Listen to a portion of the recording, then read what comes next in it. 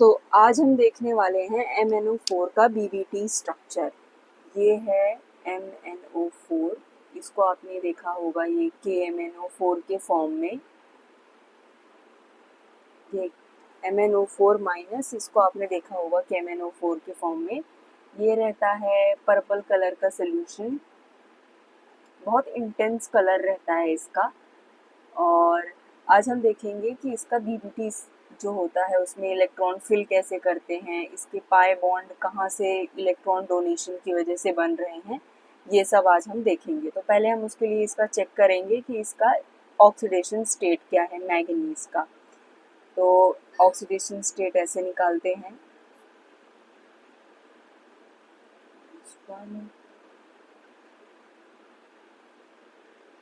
क्या है +7। इसका मतलब मैंगनीज में से 7 इलेक्ट्रॉन निकल गए हैं और मैंगनीज का ऑक्सीडेशन स्टेट जो 7 आया है उसके हिसाब से लिखेंगे उसका जो कॉन्फ़िगरेशन है वो। इसका जो एटॉमिक नंबर है वो है 25। तो अब हम लिखेंगे 25 है, इसका मतलब आर्गन 18 4s2 3d5।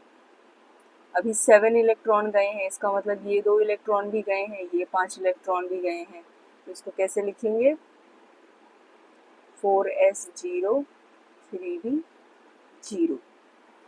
ठीक है, अब इनमें हमको इलेक्ट्रॉन भरने हैं तो हम बना लेते हैं ये ऑर्बिटल्स। ये रहा 3d और ये रहा 4p। ये है 4s, ये है 3d, ये है 4p। ये रहा 3d, 1 2 3 4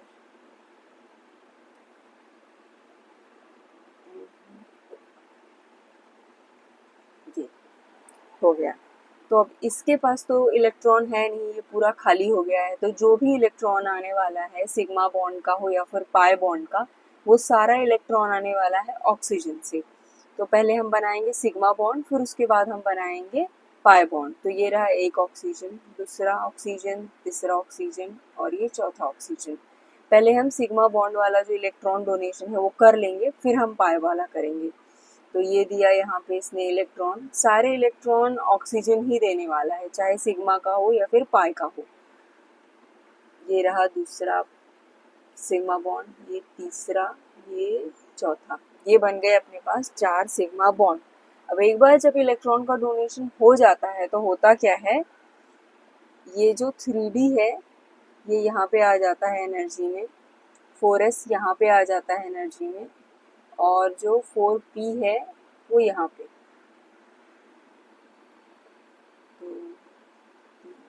4 5। तो हमारे पास 3D में ऑलरेडी है इलेक्ट्रॉन। ये रहा 1 2 3 और ये 4s का इलेक्ट्रॉन। ठीक है, ये अपना ऑक्सीजन यहाँ पे दे रखा है इसने इलेक्ट्रॉन, इसने यहाँ पर, इसने यहाँ पर और एक ये यहाँ पर।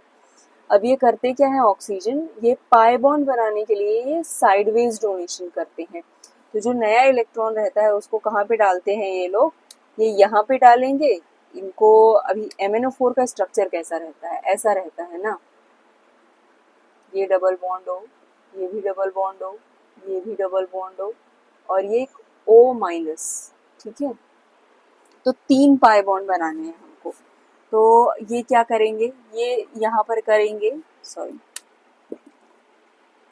ये पाई बॉन्ड का डोनेशन हो रहा है अभी, तो ये यहाँ पर पाई बॉन्ड बनाएंगे, एक यहाँ पर बनाएंगे। और अब कितने पाई बॉन्ड बन गए, एक और पाई बॉन्ड बचा, तो एक पाई बॉन्ड ये यहाँ पर बनाएंगे। ठीक है, साइडवेज डोनेशन हो रहा है। तो अपने पास क्या हो रहा है, अपने पास 2 पाई बॉन्ड ऐसे बन रहे हैं, इसके p ऑर्बिटल से डोनेशन हो रहा है ना ऑक्सीजन में हमेशा। तो ये 2 बॉन्ड बनेंगे पाई बॉन्ड, जिसमें p पाई d पाई p बॉन्ड है, सॉरी पाई बॉन्ड है। फिर उसके बाद अपने पास एक और पाई बॉन्ड है जो कि है p पाई का। ठीक है, तो ये हो गए अपने पास 3 पाई बॉन्ड। एक है अपने पास p पाई d पाई का पाई बॉन्ड, एक है अपने पास पी पाई का पाई बॉन्ड। दूसरा ये है कि जब भी आपको कोई पूछे ना कि जो KMnO4 है उसमें इतना ज़्यादा कलर क्यों आ रहा है, तो कलर आ रहा होता है LMCT की वजह से। LMCT की वजह से मतलब ligand to metal charge transfer की वजह से। और ऐसे होता है उसका BBT स्ट्रक्चर। BBT में ऐसे उसका इलेक्ट्रॉन फिलिंग होता है, ऐसा होता है इसका स्ट्रक्चर। और यहाँ से ऐसे देखेंगे तो ये होता है उसका हाइब्रिडाइजेशन SD3। तो ये था MnO4 के बारे में। दूसरे लेक्चर में हम देखेंगे या फिर दूसरे वीडियो में हम देखेंगे कि ClO4 का जो होता है वो कैसा रहता है स्ट्रक्चर।